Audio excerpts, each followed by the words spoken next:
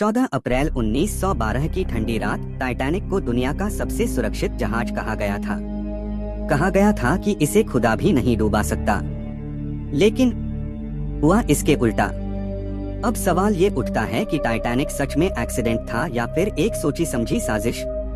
इस थ्योरी के अनुसार टाइटैनिक और उसके सिस्टर शिप ओलंपिक बिल्कुल एक जैसे थे।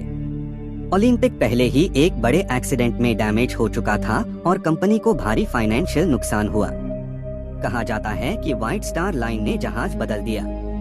ओलंपिक को टाइटैनिक का नाम देकर समुद्र में उतार दिया गया और फिर जानबूझकर इसे एक एक्सीडेंट में डुबा दिया गया। क्यों? ताकि इंश्योरेंस मनी मिल सके और कंपनी नुकसान से बच सके। इस थ्योरी को सपोर्ट करने वाले कहते हैं कि कई अमीर लोग जैसे जेपी मॉर्गन, जो मालिक था, उसने खुद अपनी टिकट कैंसिल कर दी, लेकिन उसके दुश्मन लोग उस जहाज में सफर कर रहे थे और सब डूब गए। तो मम्मी का श्राप। लोग कहते हैं कि टाइटैनिक को किसी इंसान ने नहीं बल्कि एक सांप ने डुबोया। कहा जाता है कि टाइटैनिक के माल कार्गो में एक मिस्र की मम्मी भी लाई जा रही थी, जिसे ब्रिटिश म्यूजियम से अमेरिका ले जाया जा रहा था। इस मम्मी को अनलकी मम्मी कहा जाता था।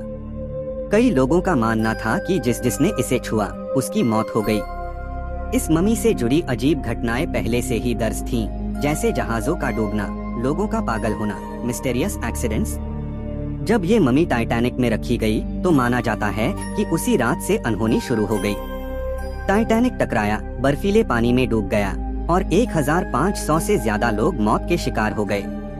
आज भी कहा जाता है कि ये मम्मी ब्रिटिश म्यूजियम में मौजूद है और इसके आसपास कुछ अजीब वाइब्स महसूस होती हैं।